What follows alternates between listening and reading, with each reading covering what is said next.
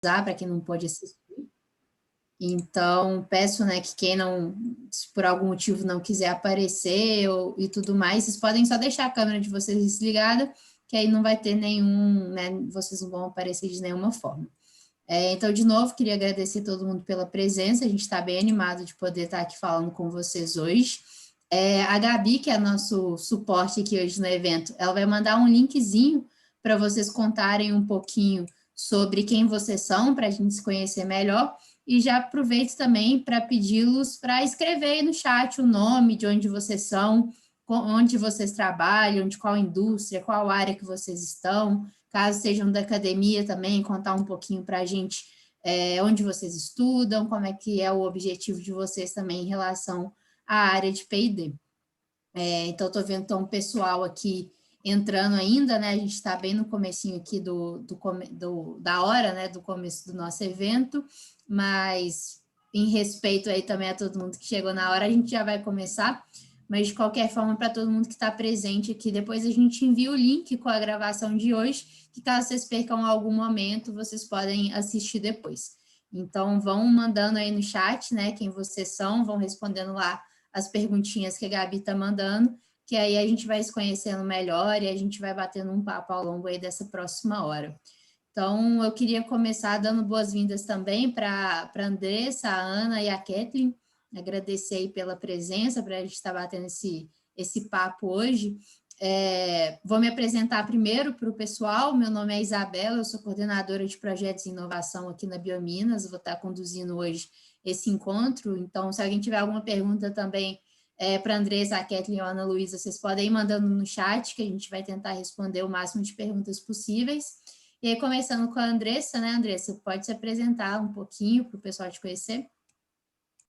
Oi, pessoal, boa noite, bem-vindo aqui ao nosso encontro, é um prazer enorme estar aqui com vocês, poder trocar um pouquinho de figurinhas sobre a questão da gestão, né, na pesquisa e desenvolvimento, da academia à indústria, acho que tem um desafio enorme aí para a gente conversar, e estou muito agradecida a Biominas por esse convite. Bom, para quem não me conhece, eu sou a Andressa Baldi, tá? Eu sou gestora e mentora de gestão de P&D, tá? Eu faço consultorias e mentorias, e atuo na área aí já há mais de 15 anos, tá? Eu sou formada em Química Ambiental, eu fiz um MBA em Gestão de Negócios, fiz um mestrado, entre aspas, eu não defendi, mas eu consegui pegar uma boa experiência aí da indústria, então acho que eu consigo agregar aí para o pessoal que está querendo fazer uma transição de carreira ou que pensa em ir para uma gestão de pesquisa e desenvolvimento, tanto na área acadêmica, né, porque não deixa de ser uma gestão do próprio trabalho, das próprias atividades, das rotinas do laboratório, mas também dentro da indústria. Então, estou aqui nesse bate-papo para a gente debater, para a gente conversar, para ver se eu consigo ajudar vocês também um pouquinho com a minha experiência, para agregar mesmo para vocês, para a carreira de vocês, para esclarecer alguns assuntos. Então, fiquem super à vontade, vão mandando as perguntas para vocês, eu fico aqui de olho no chat, de olho na câmera, de olho no pessoal, mas as meninas estão aqui para ajudar a gente, vai ser super gostoso, eu estou super animada. Muito obrigada por terem vindo. Obrigada, Andressa. Ana Luísa também, por favor, se apresente rapidamente. Oi, boa noite, todo mundo. Eu sou Ana Luísa, eu atualmente estou na área de P&D como analista, né? Faz 3 anos que eu estou na área de P&D, de uma indústria agro, que é para nutrição vegetal, e eu sou formada em Química e Engenharia Química também. Estou nessa área da indústria já faz 6 anos, e é isso aí, gente. Se quiser perguntar, depois estou à disposição. Obrigada, Ana. Kathleen? Olá, boa noite a todos. Eu sou farmacêutica. Eu acabei de finalizar o meu doutorado em Física Biomolecular pelo Instituto de Física de São Carlos, né, pela USP. onde eu trabalhei com pesquisa e desenvolvimento voltada para biotecnologia, e eu acabei de fazer a minha transição de carreira da academia para a indústria. Então, na próxima semana, eu começo a trabalhar na indústria farmacêutica e fiz os cursos aí da Andressa e a gente vai contar um pouquinho mais e tirar as dúvidas e ajudar o pessoal aí durante o dia. Estou à disposição também para quem quiser perguntar e tudo mais, fiquem à vontade. Legal, obrigada, gente, pela apresentação. Já estou vendo aqui no chat o pessoal mandando um pouquinho sobre qual área que eles atuam, né? É bem legal que está tendo gente tanto da área da indústria, está tendo gente da área da academia. Então, acho que esse papo vai ser bem legal hoje, porque a gente está aqui justamente para isso, né? É para falar um pouco sobre como que esses dois mundos conversam, como que a academia está relacionada à gestão de P&D, quais são as dificuldades também de estar ali dentro de um meio acadêmico e ter que fazer essa transição para alguma indústria. Então, acho que a gente tem bastante coisa para conversar, bastante, né, pessoas aí que podem agregar também a nossa conversa. Então, sem muitas delongas, já vou começar aqui com a nossa primeira pergunta, para a gente entender um pouquinho mais também sobre a experiência das nossas convidadas. Bom, Kevin, pensando, né, que você está nesse período de transição, como é que você está vendo esses desafios, né? Como é que foi passar por essa experiência acadêmica, está entrando dentro dessa área industrial, dentro de uma farma? Como é que está sendo esse processo? E o que você está achando até agora que é o mais difícil? Olha, Isabela, o mais difícil no começo é você entender que o conceito de indústria farmacêutica ou de mundo corporativo, ele é um pouco diferente do que a gente vê na academia, né? Às vezes a gente faz a mesma coisa na academia, mas com palavras diferentes, com conceitos diferentes. Então, a gente conhece determinados experimentos ou determinadas palavras que na academia são usadas de uma forma. E quando você vai ver no mundo corporativo, é a mesma coisa, só que com outras palavras, com uma outra visão. Então, assim, eu fiquei mais ou menos um ano em processo de transição, mas a minha transição ela só aconteceu de fato quando eu entendi que eu precisava estudar como que era pesquisa e desenvolvimento no mundo corporativo, quais eram os conceitos, quais eram os requisitos e como que eu encaixava as minhas experiências acadêmicas dentro disso, como que eu vendia o meu trabalho de pesquisa e desenvolvimento na academia para o mundo corporativo. Então, eu acho que, assim, os maiores desafios são esses mesmos, da gente ver o que a gente faz, aonde se encaixa e como vender isso. E para isso a gente precisa entender o que acontece no corporativo. Quais são os conceitos, como que funciona, quais são as divisões, as funções, as atividades, porque essa estrutura ela é um pouco diferente de academia para corporativo.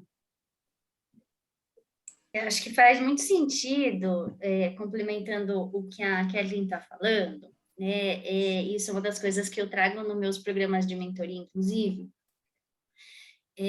Os profissionais da área acadêmica, isso acho que é geral, né? Porque no fim, todo mundo vai se graduar, né? Para entrar numa área de pesquisa e desenvolvimento, não existe a possibilidade de você fazer pesquisa e desenvolvimento sem você ter um curso técnico, tecnólogo ou uma graduação. Então, você vai ser um profissional técnico, né? É uma área muito técnica. E quando a gente sai da academia, né, independentemente se é uma graduação, se é um mestrado, se é um doutorado, quanto maior a graduação, né, quanto maior o nível, mais técnico fica e o linguajar realmente fica muito rebuscado. Então, fazer essa transição, eu estou vendo aqui pelo chat que tem algumas pessoas aqui interessadas, né, nessa parte de fazer a transição, então acho que é legal a gente abordar isso, porque existe uma dificuldade realmente de compreensão de quem está no mundo corporativo do que um profissional do mundo acadêmico faz, né? E existe a ilusão de que a pessoa ela é muito técnica, ela não entende nada do mundo corporativo, ela não entende nada de gestão, não entende nada de gestão de projetos, mas falta, na verdade, o profissional técnico saber se vender, né? Saber se posicionar ali para a indústria, para um recrutador, para um gestor, mesmo numa relação que você vai ter, você pode estar lá no mestrado fazendo um projeto para uma Dupont, fazendo um projeto para uma Solvay, fazendo um projeto para uma outra indústria, né? Para uma startup, né? Você conseguir se relacionar com ele com visão de negócio, uma visão estratégica do que ele vai falar. Ele vai falar assim, eu não consigo te pagar porque eu não vou ter budget esse mês, eu não vou ter o mês que vem, o meu fluxo de caixa é outro, eu posso comprar os seus insumos, mas eu não posso te comprar um equipamento. E você fala, mas por quê? Dinheiro é dinheiro, né? Então, a gente tem que ter um pouquinho mais de visão, e isso, com certeza, é uma dificuldade do profissional técnico que permeia, que sai desde a academia, mas que também tem dentro da indústria, de expandir o repertório, né? Então, você tem que ter um repertório de finanças, sim. Você tem que ter um repertório de pessoas, você tem que ter um repertório de projetos, né? Você tem que ter uma ideia de como fazer uma gestão de projetos.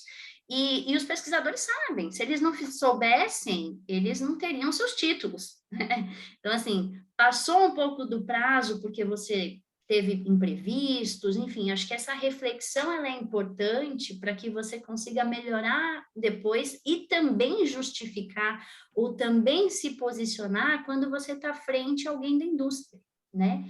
Então, você vai falar assim para uma empresa, seja para pedir um emprego, seja para fazer um projeto, cronograma, né? Prazo, vamos falar de custo. Ah, mas eu não tenho nem ideia se o meu teste vai dar certo. Não dá para chegar com essa ideia, né? Então, assim, a indústria ela é muito focada em dinheiro, é verdade, né? Não vamos ser românticos. A indústria tem as suas missões financeiras, né? A indústria tem as suas missões estratégicas. Como que você vai vender para ele o seu serviço? Né? Você quer entrar numa empresa, você está vendendo um serviço, você vai ser pago para executar um serviço, você vai ser pago para resolver alguns problemas, você vai ser pago para trazer soluções, para trazer inovação, para trazer gestão, para trazer organização. Então, como que você faz essa reflexão interna, né, das suas atividades, das suas tarefas, das suas responsabilidades e consegue levar isso para a indústria, né? A indústria não quer saber se você vai utilizar THF para fazer uma reação química. Ela quer saber se você vai conseguir ter todos os seus insumos dentro do custo para entregar o resultado que ela precisa. Então, quando você vai falar, seja de um emprego, pedir um emprego para contar a sua experiência, para mostrar que você é bom, ou para vender um projeto, ou para vender um serviço, né? Você tem que falar a linguagem que o cliente quer. Então, pare para pensar, acho que é muito interessante, né? A gente pensar, o profissional técnico, ele precisa sair da expertise dele. E ele passa a ser o próprio produto, né? Eu uso essa expressão nas minhas mentorias. Você é o seu próprio produto, né? Você tem a sua embalagem, você tem o seu rótulo, você tem que saber que ali você tem que passar algumas informações que são obrigatórias, porque a Anvisa exige, e você sabe que você tem que passar essas informações obrigatórias para mostrar que você tem conteúdo. Então, você tem que falar que você tem doutorado, sim, qual foi a sua linha de defesa, qual foi a área de atuação, né? Quais as técnicas que você domina, que você conhece, né? Porém, você tem que ter o seu segredo ali, que não adianta ser colocado completamente tudo na sua formulação do seu rótulo, porque ninguém nem vai ler tudo aquilo. E você vai confundir. E aí é onde vai entrar o marketing, né? Que vai falar, o produto é bom porque traz brilho. O produto é bom porque traz segurança, o produto é bom porque traz isso, e a gente tem que falar isso. Eu sou bom porque eu trago o quê? Né? Quais são as minhas qualidades? E o gestor tem que ir para esse caminho. Se você quer fazer, né, uma carreira para chegar numa gestão, você tem que falar no que você é bom, além de você ter uma área técnica. Porque a área técnica, saber a parte técnica, esse é o menor dos problemas quando você, né, o menor dos requisitos quando você vai crescendo na carreira, né? Você vai tendo que assumir outras responsabilidades, vai tendo que usar de outras habilidades e trazendo outros atributos para dentro de você. Então, acho que assim, a Kathleen foi muito feliz em falar isso, porque realmente, assim, é uma questão de linguajar, é uma questão da gente poder se posicionar e se vender e se mostrar de uma maneira ampla para diversas pessoas que têm que comprar o nosso produto, né? Então, a transição de carreira exige demais esse tipo de habilidade, de exercício mesmo. Muito legal. Bacana, eu acho que isso é um desafio muito grande, né? Quando a gente precisa sair dos nossos vícios de linguagem, da nossa zona de conforto. Então, acho que o primeiro passo é sempre o mais difícil, mas eu acho que isso é fundamental, né? Acho que quando a gente entende o objetivo da indústria, da empresa que a gente está se inserindo, a gente consegue vender muito melhor, a gente consegue. Acho que o que a Kathleen falou foi fantástico, né? Eu faço a mesma coisa com palavras diferentes. Então, só de você usar isso, você já está sinalizando para a indústria que você fez seu dever de casa, você está estudando aquilo, você está correndo atrás, né, de entender essa área também. Então, acho que foi fantástico a colocação das duas. E aí, vou fazer uma pergunta, já vou emendar aqui com uma pergunta para a Ana, que já está também trabalhando, né, no departamento de P&D. Como é que é a questão do dia a dia do trabalho, né? Quais são as dificuldades que você enfrenta no dia a dia mesmo? Como é que é um pouco dessa rotina de trabalhar dentro de um setor de P&D? Contar um pouquinho, assim, das suas experiências gerais mesmo e como que é a realidade, né? Porque às vezes a gente fala, departamento de P&D, gestão de P&D, mas a gente não sabe exatamente o que é isso na prática. Então, se você puder trazer um pouquinho disso para a gente. Então, a principal dificuldade, assim, que eu enfrento, por incrível que pareça, é a comunicação. Principalmente como que chega a especificação do produto que eu tenho que desenvolver, né? Fala assim, Ana, faz um produto assim, com tais garantias, tal, mas aí não... Eu falo, e a cor, né? Isso é importante, o aspecto do produto. Então, que no curso da Andressa também, que ela fala bastante dos inputs, né, que são as entradas de um processo de P&D, ela fala do briefing, né, que é um mapa, né, com todas as especificações do produto, tal. Eu achei muito interessante, que a gente não faz lá na empresa, não tem, e aí a gente fica sem saber como que realizar esse produto. Isso eu acho que é uma falha mesmo, e é uma dificuldade que eu enfrento. A principal. Que mais? Uma falta também de autonomia, de dar autonomia para as pessoas da equipe, também eu acho que é uma dificuldade que eu enfrento. E eu acho que é isso, os dois pontos, assim, bem importantes que a Andressa fala no curso e foi bem fundamental. Eu vou complementar aqui um pouquinho, Ana. Legal ter esse feedback. Realmente, o gestor, né, quando ele para olhar, e eu sei que você ainda não está num cargo de gestão, né? Uhum. Você fala assim, nossa, falta um briefing para a gente implementar lá, né? Não sei se essa é uma questão de insegurança da sua parte,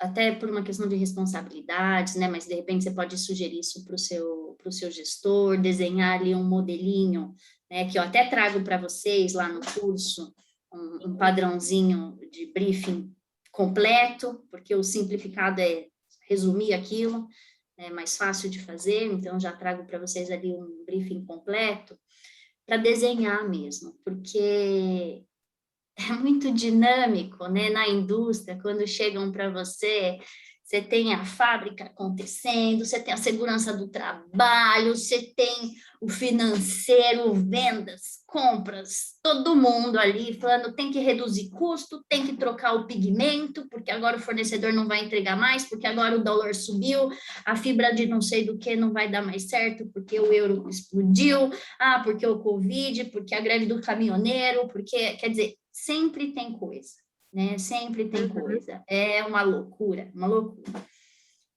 E aí o P&D recebe isso por e-mail, ou numa conversa de café, ou no corredor sai alguém de uma reunião urgente, já te pega pelo braço e já te arrasta para uma outra sala e fala assim, o seguinte, tá pegando fogo, tem que fazer isso, isso e aquilo. Às vezes você só foi no banheiro, você não tem nem um caderno e uma caneta, e você escuta tudo aquilo e você fala, meu Deus do céu, será que eu vou lembrar de tudo isso? Você faz o maior esforço da sua vida para lembrar de tudo, mas você esquece de fazer todas as perguntas que são importantes para você desenvolver o produto. Porque você está ali e você vai realmente ouvir a história, né, do cara que tem que contar a história para você, e a gente, perfil técnico, a gente escuta, né? A gente senta, a gente escuta, a gente tem essa paciência. E você fala, ótimo, aí você senta na cadeira e você fala, ok, vou pegar meus e-mails, vou dar uma olhadinha que já tem um monte de coisa explodindo, e aquilo você nunca anotou e você simplesmente deixa de lado, né? Então, isso, Ana, é normal, tá? Não deveria, mas é o padrão da indústria. Isso. Eu vou falar brasileira, porque eu não vou falar das outras, porque eu só atuei em multinacionais, mas que estão no Brasil, né? E é uma loucura. E é por isso que é muito importante, né? Independentemente do cargo que você está, independentemente da indústria que você está, ou se você está na universidade, não dá para começar a executar um projeto sem um mínimo de informações. E o pior é que o mínimo de informações, se a gente não tem um modelinho para lembrar que aquilo é o mínimo não vai ser nem atendido. Porque a verdade, gente, é que se pedirem para a gente um e-mail com os nossos dados cadastrais, você vai esquecer de colocar uma informação. E olha que você tem meia dúzia de dados cadastrais. Você tem endereço, você vai esquecer de pôr um CEP, você vai esquecer de pôr um bairro, se for importante, né? Você vai pôr um telefone, você pode esquecer um DDD. Quer dizer, a nossa cabeça, ela não é condicionada a pensar, né, com todas as informações muito certinhas, muito organizadas. E isso vira uma loucura, porque daí alguém vai lá e te pede um projeto e você esquece de pedir uma informação muito relevante, né? Ou você não está nem habituado a pedir algumas informações. E isso eu trago um pouquinho lá no curso que as meninas falam, e eu vou contar um pouquinho dele para vocês mais para o final, né? O quanto é importante a gente saber o que perguntar para o nosso cliente, né? Porque se alguém solicita algo para a gente, você tem que entregar um produto ou um serviço, você é um prestador de serviço, como eu falei para vocês. Então, você vai lá e pergunta para ele, tá, você precisa desse produto para quê? O que eu preciso resolver na sua vida? Porque é tão comum, né, o cliente já chegar, sobretudo o cliente interno. Olha, você tem que substituir essa matéria-prima por essa. E a gente vai lá e pega, beleza, vou testar. Um para dois, um para meio, ver o custo, taraná, taraná, e você entrega para o cliente, né? Devolve assim, ó, funcionou, 1 para 1, beleza. Aí o cliente fala, ótimo, mas e a resistência à umidade? Melhorou ou não melhorou? Aí você fala, o que tem a ver isso? Isso aqui, eu li, alguém me falou que isso aqui traz essa propriedade. Então, assim, a gente nem perguntou para ele o que ele precisava atender ali naquele produto. Ele falou para a gente, troca isso para isso. E, na verdade, o que ele está fazendo com você? Ele está matando a criatividade. Ele está matando completamente o teu poder de inovar, de pesquisar, de ser curioso. E essas são habilidades que a gente não pode perder. Então, se alguém chega para você e fala para você assim, troca isso por isso, ou, por exemplo, estou trabalhando com um cliente agora, o meu cliente tem um cliente, e o meu cliente faz papéis, e esse cliente deles faz rótulo, né? E o cliente que faz rótulo chegou para a empresa de papel e falou assim, escuta, eu preciso de um rótulo com barreira à umidade. Exatamente isso. E você fala, e aí o meu cliente foi atrás de uma barreira à umidade. E na verdade, ele não precisava de uma barreira à umidade. Ele precisava diminuir a opacidade do rótulo dele quando o rótulo estava submerso no balde de gelo. E aí ele deduziu que a barreira à umidade traria isso. E a gente, sem querer, depois de muitos meses de projeto, percebeu que não era essa a melhor solução, nem a mais barata e nem a mais fácil. Mas demorou muito, porque foi muito tempo depois, implementando o briefing de projeto, né, nessa empresa, inclusive, que a pergunta veio, qual é o problema que nós precisamos resolver com esse projeto? E aí, questionando o cliente, veio, não, a gente não quer que o rótulo do nosso produto fique transparente quando ele é umedecido. Então, o cliente deu uma solução que poderia ser plausível, mas ele não era a única, essa não era a única solução. E quem tem que pensar nas soluções dos problemas dos clientes com relação a produto é o P&D. Então, se o cliente te direciona, você redireciona a pergunta, você devolve para ele, e você tem que ir atrás de mais possibilidades. Existem infinitas possibilidades de soluções de problemas, né?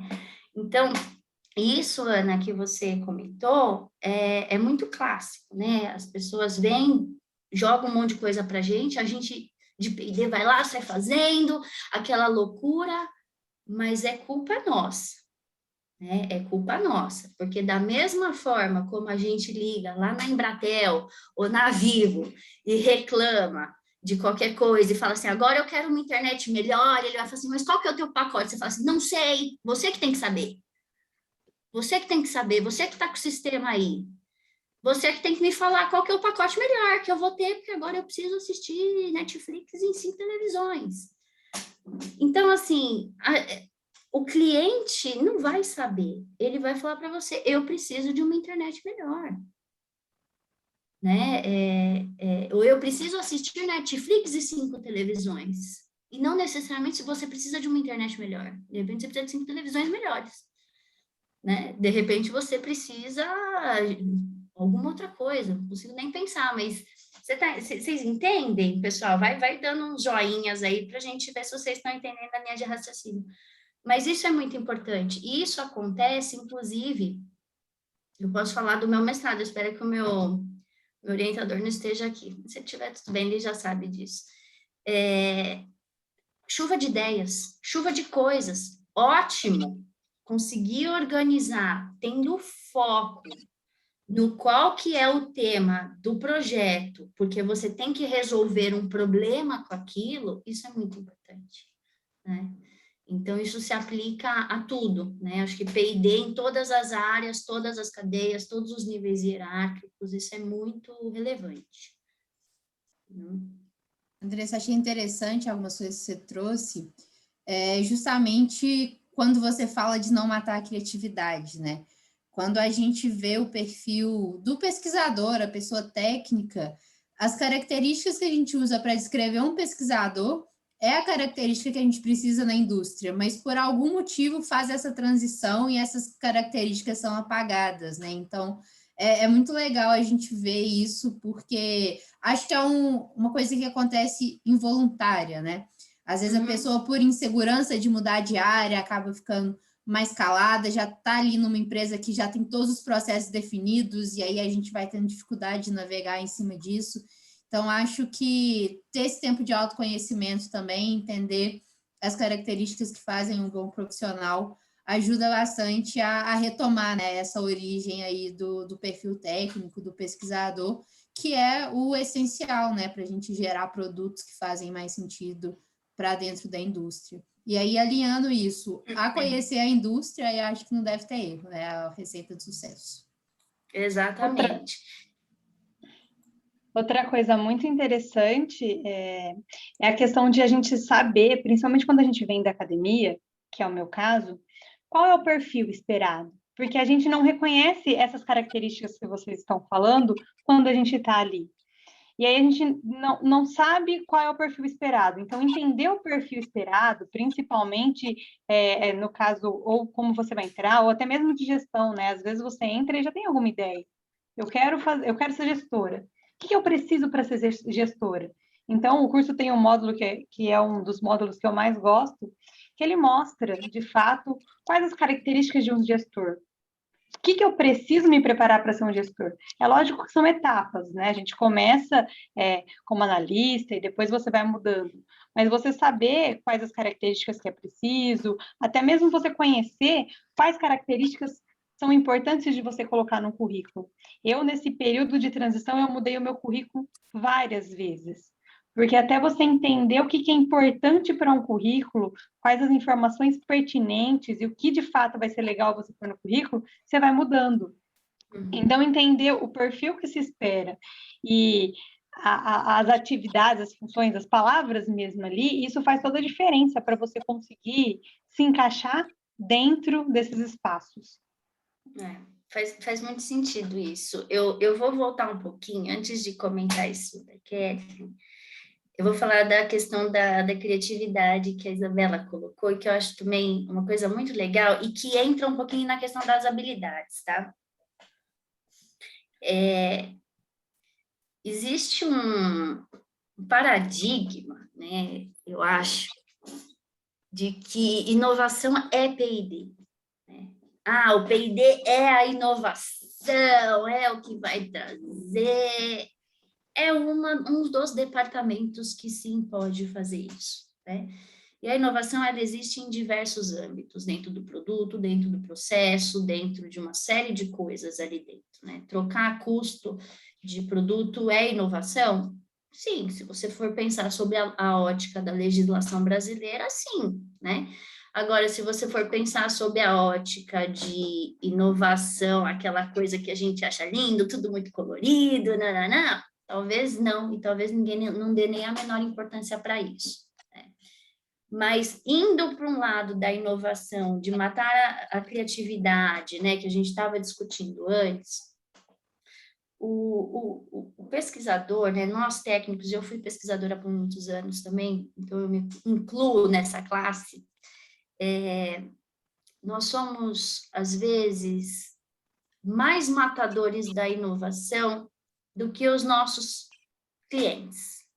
Porque o cliente, às vezes, não sabe o que ele quer, ele joga para você e fala, se vira, né? A maioria fala isso. Faz aí, não quero nem saber como, chega no custo, me apresenta, se tiver bom, eu topo, né? Então, isso deixa a gente até meio perdido, né? Porque a gente precisa do quê? De caixinha, né? A gente precisa saber quanto vai dar de força de tração, se não vai arrebentar, a gente precisa saber quanto de umidade vai reter, a gente precisa de números. Nós somos criados com uma perspectiva numérica. E aí, dá um about blank, né? Quando alguém não chega com nenhuma informação para a gente. Tudo bem, você vai ali, começa a escrever um briefing, começa a fazer uma pergunta, começa a entender um pouco do projeto, então tem que ter essa parte da comunicação mais aguçada. Ok. Só que aí quando você vai numa apresentação, ou você vai numa reunião e alguém está apresentando alguma coisa, o que que você faz com a pessoa? A pessoa está lá, porque eu tenho uma ideia assim, e vai ser fenomenal, e eu acredito nisso, e eu não sei o quê, e você fala assim, levanta a mão lá e fala assim, mas você chegou a medir e fazer o desvio padrão aí dessas amostras? E aí a pessoa que estava ali toda animada, de repente ela fala, o desvio do quê? Aí você fala, ah, mas espera aí, você entrevistou 2 pessoas e você está achando que isso é uma amostragem representativa? E aí a pessoa fica assim, ah, mas é que eram 3 e eu consegui de 2, e aí fica aquela situação. Então, a gente também, tudo bem, existem protocolos de amostragem, ótimo, existem protocolos de padrão, né, de estatística, de teste, tem que seguir, não estou contrapondo nada disso, tá? Mas é uma questão das habilidades da comunicação, como a gente de P&D às vezes perde oportunidades de trazer pessoas criativas para a gente aprender, né? Formas de se comunicar, formas de você interagir, porque a gente quer perguntar para ele se ele seguiu o protocolo. Então, ao mesmo tempo que a gente precisa ser criativo para desenvolver produtos inovadores e ter ideias e não sei o quê, a gente fica quadrado ali, preso no nosso quadrado. E quando a gente tem a oportunidade de relaxar e deixar as coisas fluírem sob a ótica de uma pessoa que não é tão quadrada, a gente vai lá e fala, não, eu preciso mostrar que eu sou inteligente. Né? A gente tem esse ego da inteligência, do critério, da técnica, que é uma das coisas que podem servir de barreira na hora de você interagir, né? E isso vai fazer toda a diferença em qualquer etapa da tua carreira, né? Então, seja numa entrevista, seja com os seus colegas de faculdade, que às vezes você tem um que é um pouco mais fora da caixinha, você fala, esse aí é meio doido, esse aí deve roubar reagente no laboratório, né? Tem todas essas piadinhas sempre. Então, a gente gosta de que a ciência seja o preto no branco, né? Tudo muito encaixadinho. E isso tem que ser, mas a gente não pode achar que é só assim, né? Tem muita coisa que dá para ser com maior flexibilidade e com menor critério técnico, né? Saber olhar uma pesquisa do outro, saber olhar a apresentação do outro com um nível de de criticidade menor é importante, né? Porque nem sempre todo mundo vai ter todas as ferramentas, nem sempre a gente vai ter todos os recursos. E tudo bem, né? Então, chamar de canto e falar, olha, queria te sugerir, né? Não sei se você conhece, eu trabalho muito com estatística, eu gosto dessa área, queria te ajudar na tua pesquisa, porque se eu usar aí 2 pessoas só para fazer uma entrevista é muito pouco, não representa muito, estatisticamente, não representa muito. E se você tentasse com 5, com 7, começa, né? Então, se mostre querendo ajudar aquela pessoa, né? Às vezes levantar a mão e fazer uma pergunta, dependendo do jeito que a gente faz essa pergunta, porque nós somos muito preto no branco. Então, isso pode blindar toda a tua carreira e colocar algumas manchas. E eu falo por mim, tá? Porque isso já me aconteceu muito na minha carreira, já tive vários feedbacks disso. E você vai tendo que aprender a soltar um pouco, né? Então, acho que isso é muito importante, tá? Não se permita bloquear, no fim de tudo, né? Eu sei que eu falo bastante, mas não se permita, não permita que bloqueiem a sua criatividade, mas também não bloqueie a criatividade dos outros, tá? Então, acho que isso é o mais importante. Legal, Andressa. Não, gostei demais da sua fala, porque acho que não só o perfil, né, técnico, acadêmico, acho que todo mundo tem que ter esse cuidado. A gente que trabalha com a inovação, a gente sabe que falar é mais fácil que fazer, a gente tem que estar sempre bem atento a deixar a criatividade bem aberta, né? Uma coisa que a Kathleen falou que eu queria até reforçar um pouquinho alguns pontos, principalmente que eu vi que tem muita gente que está, né, nesse período de transição de acadêmico para buscar algo na indústria, que ela falou da questão dos currículos, né, de ter vários currículos e tudo mais. Gente, isso é fundamental, assim, para quem está fazendo transição de carreira, porque a gente está numa era que a primeira etapa do RH, ela é toda automatizada, é tudo robozinho que fica procurando palavras-chave dentro de currículos. Então, é fundamental, quando você pega a vaga e você vai ler o descritivo, ali vai ter vários indicadores do que aquela empresa está procurando. Então, muitas vezes você tem aquelas habilidades, você tem aqueles requisitos, mas você chama de uma coisa e a empresa chama de outra. Se você não adequa a linguagem, você não passa nesse filtro do robozinho. Então, você precisa cara sempre... crachá, né? Exatamente. Então, você tem que olhar... às vezes é melhor mandar 20 currículos analisando bem a vaga do que você mandar 500 currículos genéricos e mandar o mesmo para todo mundo. Então, assim, às vezes a gente sabe que relocação é muito difícil, a gente não está num cenário econômico que não é o dos melhores, mas fazer essa análise é fundamental, sabe? A gente está numa era bem diferente, então a gente precisa estar bem atento a isso. Acho que a Kathleen está querendo completar um pouquinho aí. Mas uma coisa que faz muita diferença, Isabela, é você entender aqueles termos. Porque, assim, para você saber quais as palavras-chave, você tem que entender os termos. E aí a gente precisa, por isso que a gente precisa estudar mesmo. Porque às vezes a gente vê alguma coisa e não entende aquela palavra. E aquela palavra é crucial. E a gente conhece ela, é o que eu já falei no começo, a gente conhece ela por uma outra palavra. E é um negócio que você domina, que você faz muito bem.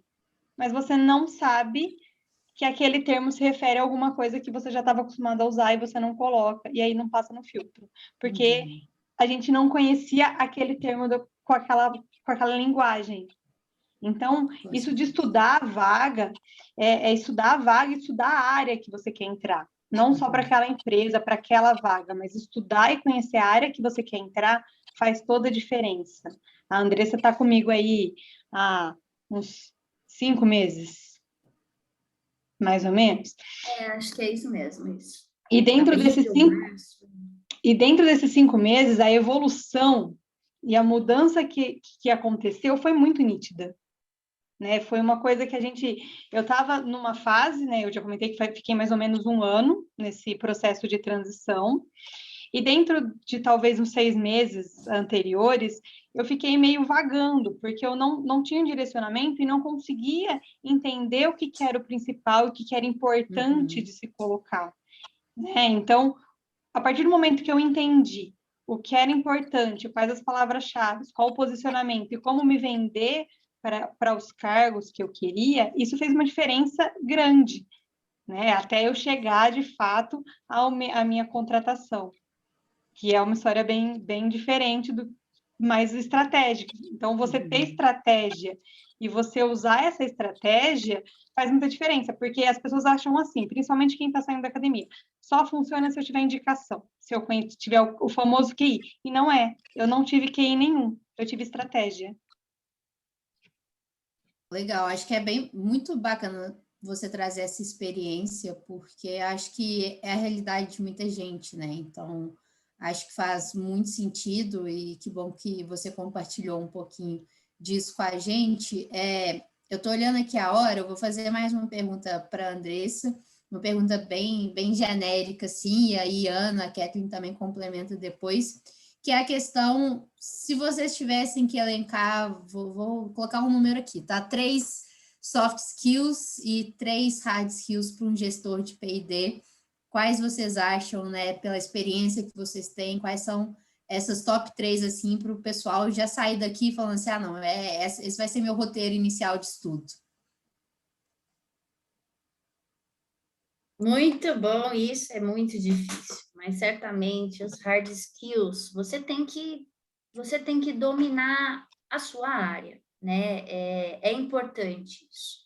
Mas isso não significa que você precisa fazer o trabalho dos seus pesquisadores, né? Então, isso é muito importante. Você tem que conseguir ter análise crítica, você tem que ter domínio suficiente do tema para conseguir fazer análises críticas importantes para que o projeto seguir. Você não pode falar para ele ir por esse ou esse caminho, mas você tem que questioná-los para que ele consiga tomar decisões dos melhores caminhos a serem percorridos durante uma pesquisa. Tá? Então, é questionar a estatística, né? A veracidade dos dados, né? A qualidade desses dados. Você fez um padrão, você checou a balança, você checou, né, se o equipamento realmente funcionou bem, quantas vezes você fez o teste. Acho que estatística certamente é uma das coisas assim fundamentais em qualquer área de P&D, né? Tem que saber. E aí, depois, as outras áreas técnicas, né? Dentro da sua própria expertise. De soft skills, bom, comunicação é muito importante. Eu acho que essa é a mais importante, porque ela engloba tanta coisa, né? Você sentar com o seu gestor, ou com o subordinado, ou com o colega, ou com o cliente, ou com o prestador, e saber falar o que você precisa de maneira clara, objetiva e sucinta, e isso é um ponto, porque a gente fala e quer explicar, e a gente passa, às vezes, informação que não deve nem passar, porque era confidencial, porque a gente é tão comum. Isso é um ponto, tá? Então, assim, a comunicação, ser sucinto é fundamental, né? Uma outra soft skill importante é essa questão da postura, né? A gente ter a humildade de não bloquear o que o outro está falando, né? A gente tem que ser o atendente de telemarketing, que vai escutar do cliente o que ele quiser falar, e a gente vai anotar, e a gente tem que ter a capacidade de falar, ok, vou resolver. Não importa para o cliente se você vai entrar num sistema, se você vai pedir para o chefe, se você vai isso, você vai resolver. Então, conseguir fazer isso é algo que é importante, né? E seguir prazos. Prazos para a gente, nós técnicos, olha como temos dificuldade, né? Colocar prazo já é uma vitória. Segui-los, então, é maior ainda, né? A gente conta com tantas variáveis porque a gente sabe que elas existem, né? Que a gente tem medo de colocar um prazo, porque a gente sabe que existem riscos, existem variáveis e temos medo de assumir isso e não conseguir entregar, e a gente não acompanha isso direito, porque são muitas coisas e muitas atividades, e não sei por quê, mas eu estou para conhecer pesquisadores ou pessoas técnicas que sejam efetivamente natos em seguir prazos. Então, acho que essas são as minhas dicas para quem quer fazer uma carreira aí, e, sobretudo, para quem está na gestão, porque você tem os seus próprios prazos e você tem que acompanhar o prazo da sua equipe e o prazo de todos os projetos e de todas as atividades, e isso é uma super missão. Legal. Agora, meninas, não sei se vocês complementam.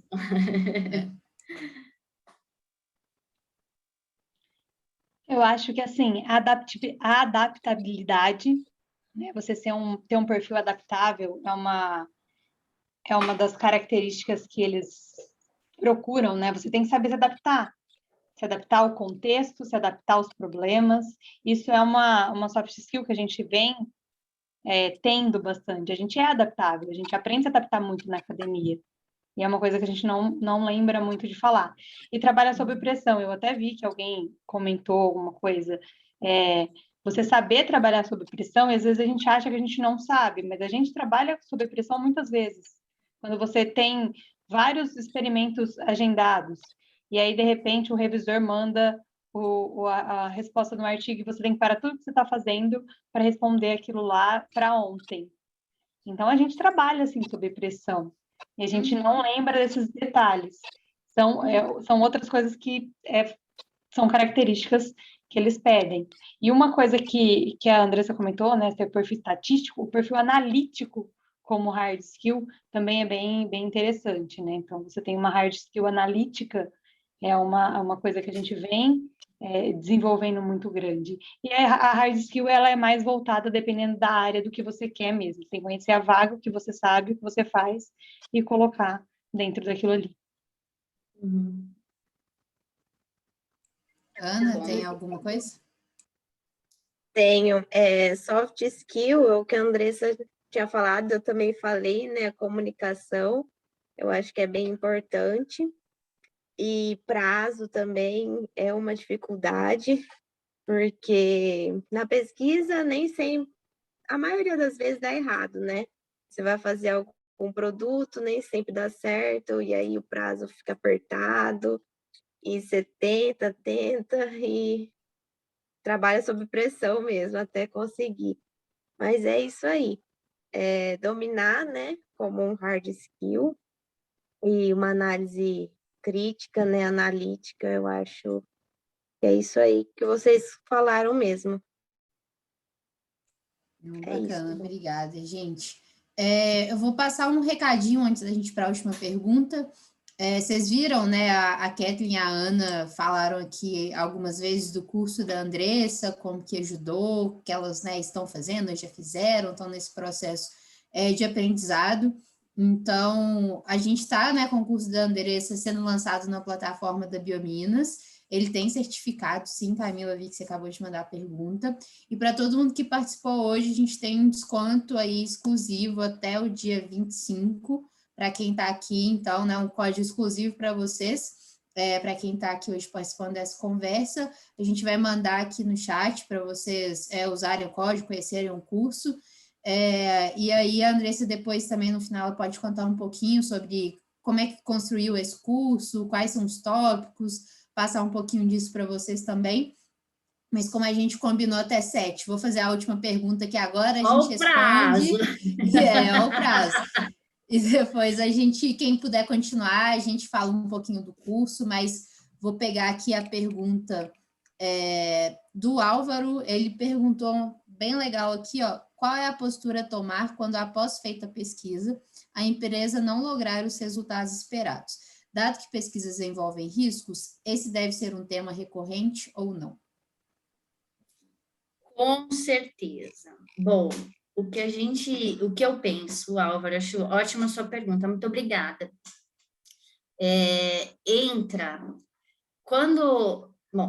Quando você tem uma pesquisa que está acontecendo e não tem ninguém te cobrando sobre ela não é tão importante. Então, essa é uma verdade, né? E a gente acaba às vezes deixando, ela é uma ideia e a gente toma aquilo no peito e fala, eu vou fazer porque eu adorei o tema, aí você vai lá e se apresenta e aquilo não é uma prioridade para a empresa e não vinga. São frustrações que acontecem e que acho que são importantes da gente realmente perceber, e por isso que é legal de ter uma estratégia de avaliação dos projetos que estão com você, né, com a sua equipe. Porque é muito comum a empresa te pedir. Ela vai lá e te pede. Ela tem um departamento para fazer, né? Só que aquilo vai e volta e saiu da cabeça, não virou realmente pauta.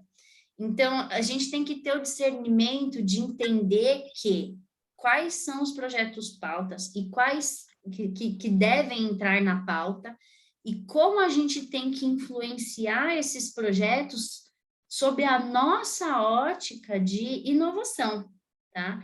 Então, como que a gente sabe qual é a estratégia de inovação da empresa? Bom, a gente tem que entender um mínimo da empresa, a gente tem que conversar com os departamentos, a gente tem que saber o que está na boca e na vista das pessoas. Não é aquela coisa formal escrita, é aquilo que está nos bastidores, é um pouco do que está acontecendo. A gente tem que sentir o que a empresa quer. E ali montar um mapa estratégico de como você prioriza os projetos em cima de uma métrica que existe, que é adequada para alguns tipos de indústria. Eu trago isso no curso, tá? Dentro do módulo de inovação e também de gestão de projetos, em que eu linko as duas coisas, como fazer gestão de projetos em cima de uma estratégia de inovação da empresa que você vai conseguir mapear, tá? Então, eu entendo dessa forma. Não sei se eu consegui te responder, deixa eu ver o restante da pergunta. Dado que as pesquisas envolvem riscos, deve ser um tema recorrente, com certeza. Todas as pesquisas envolvem riscos e, sobretudo, muitos custos, né? Então, você conseguir fazer esse mapeamento de risco de custo versus a estratégia da empresa, ela é muito importante. Então, tem projetos que são arriscados e custosos, mas que devem ser executados, porque eles têm que atender um dos horizontes de inovação que eu trago lá no curso para vocês. São 3 horizontes. Então, você vai olhar e falar assim, no horizonte 1, no horizonte 2, quantos por cento eu tenho que ter? Você consegue fazer um mapeamento e trazer aí uma maior estratégia para dentro dos seus projetos. Tá bom? Me responde aí se eu respondi. Dá um joinha, qualquer coisa. Bacana. Ana e Kathleen, quer acrescentar alguma coisa? Às vezes um pouco da experiência de vocês com essa parte também, ou tá tranquilo? Bom, beleza. Enquanto... Pode falar. Não, minha parte está tranquila. Não, beleza. Enquanto o Álvaro dá o ok, que a dúvida dele foi sanada, Andressa, você pode contar um pouquinho? Ele falou, joinha. Você pode contar um pouquinho do curso, para quem que ele é, se vale a pena, né? Qual perfil vale a pena fazer, o que a pessoa vai aprender aí se ela estudar um pouquinho de gestão de P&D. Legal, bom, já vou falar aqui que eu já estou estourando no limite, vou tentar ser breve, mas vou estourar. Bom, o curso, eu criei esse curso tem 6 meses, tá? Esse curso foi criado depois de um bate-papo que eu fiz com diversos gestores na indústria, tá? Num momento meio sabático, meio de pandemia e tudo mais, e foi conversando com diversos gestores de P&D sobre as dificuldades que os gestores têm. Tá? E nessas dificuldades, eu consegui traçar uma forma de conectar os diversos assuntos para ajudar esses gestores a se tornarem melhores gestores. Tá? Então, eu vou projetar aqui para vocês os módulos que eu tenho do curso, muito brevemente.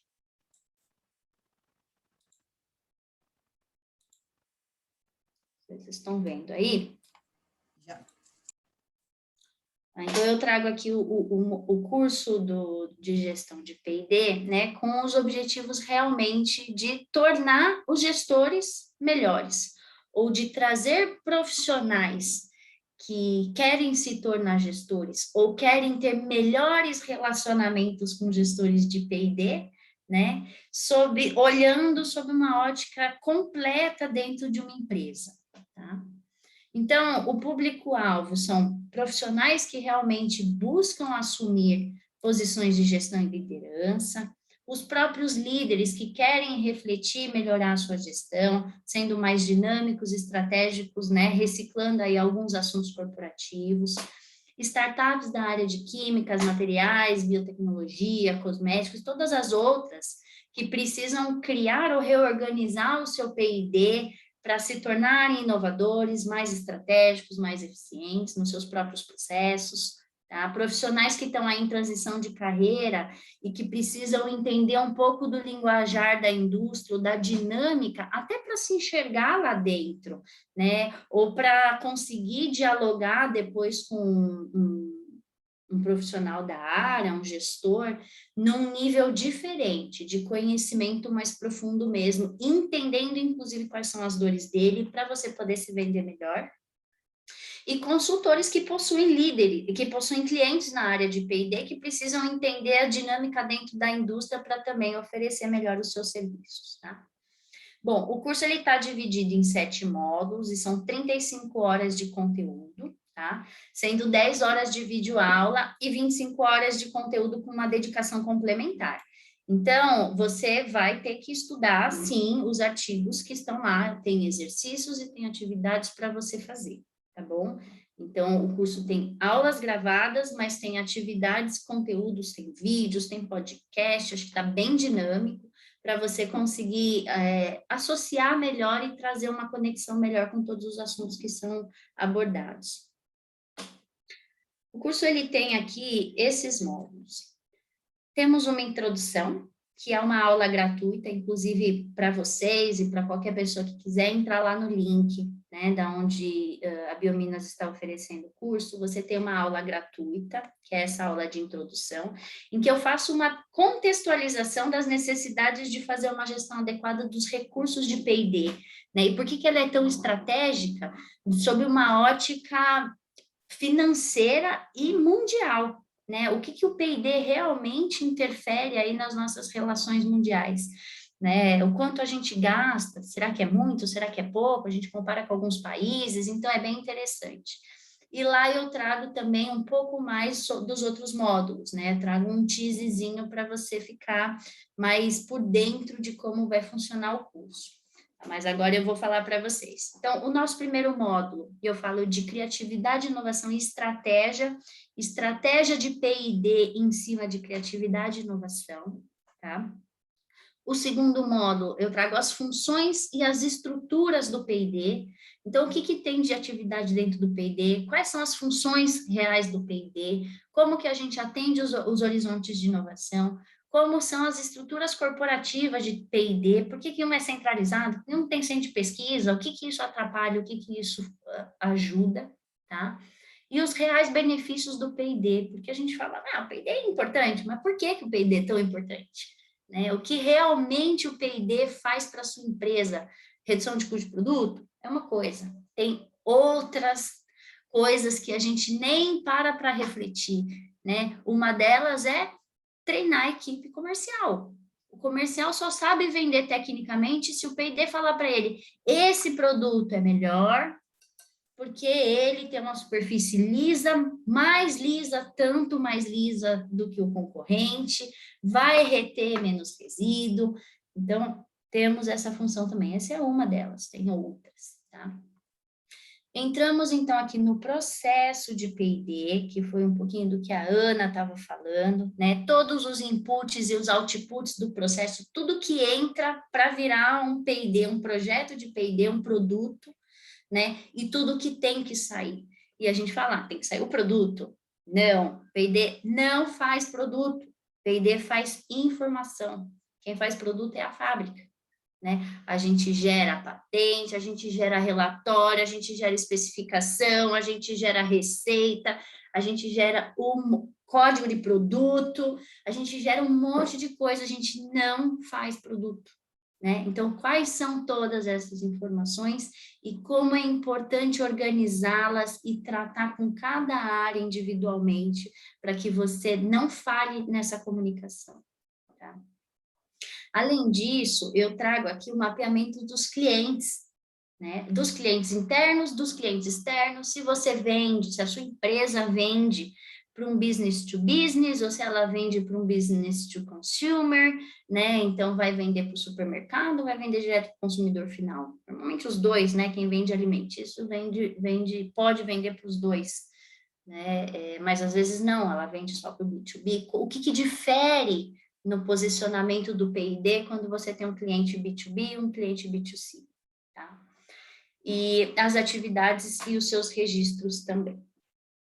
Aí passamos, então, para o módulo 4, em que eu trago um básico de finanças para P&D. Então, é entender por que o P&D é uma despesa e não é um investimento para a empresa. Você fala, como assim? Sim.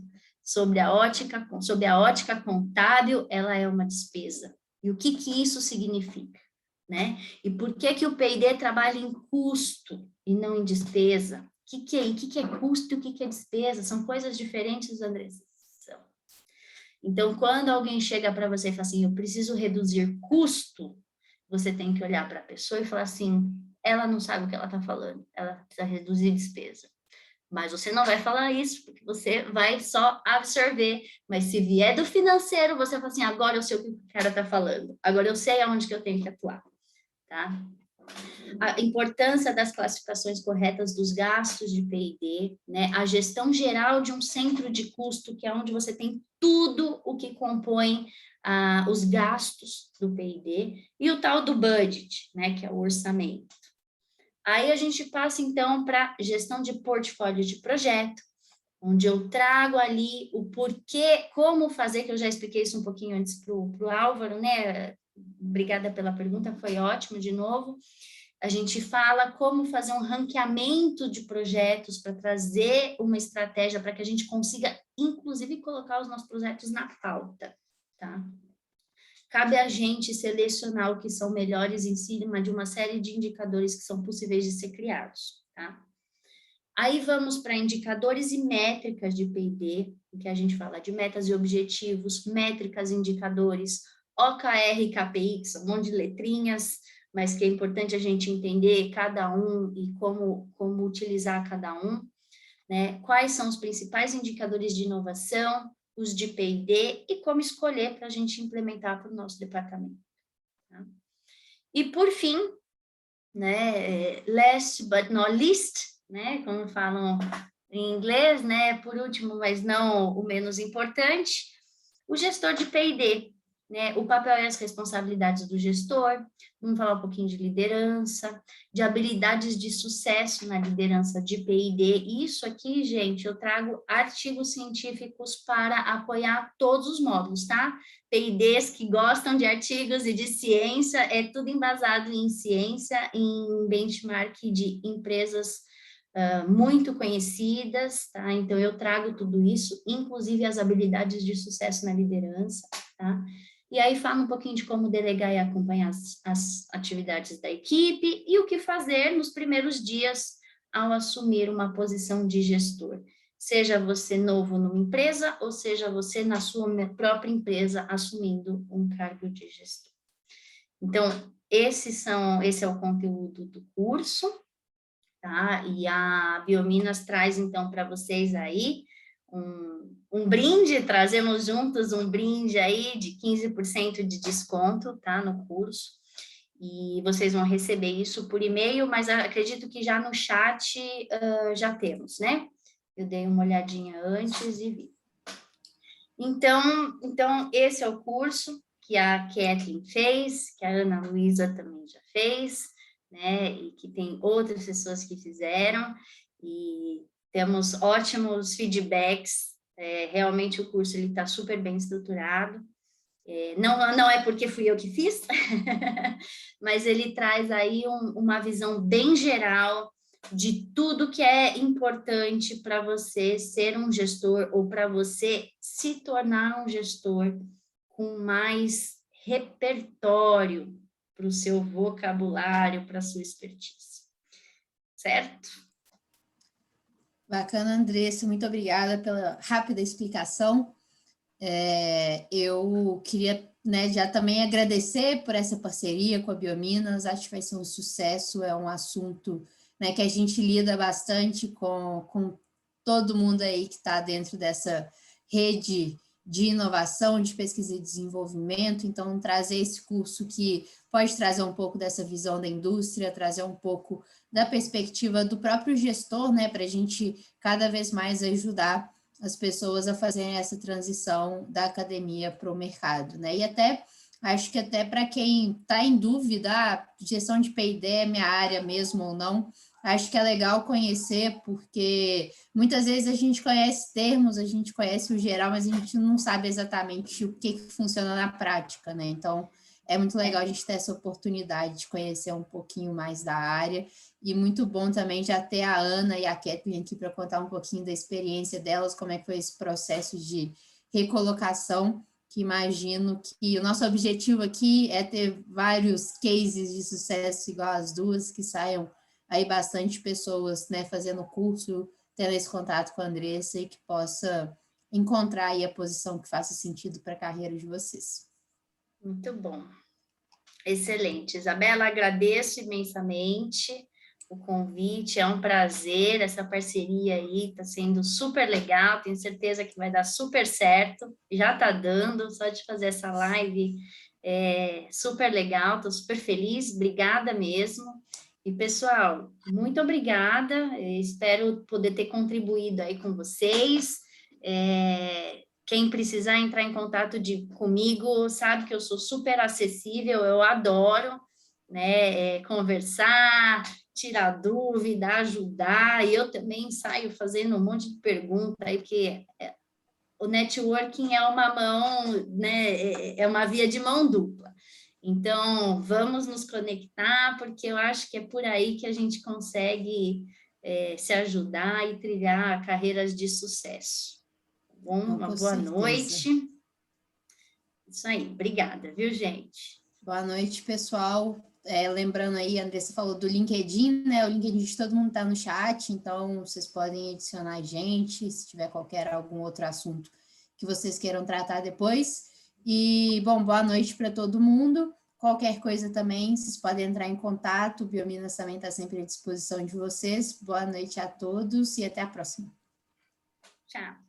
Tchau, boa noite.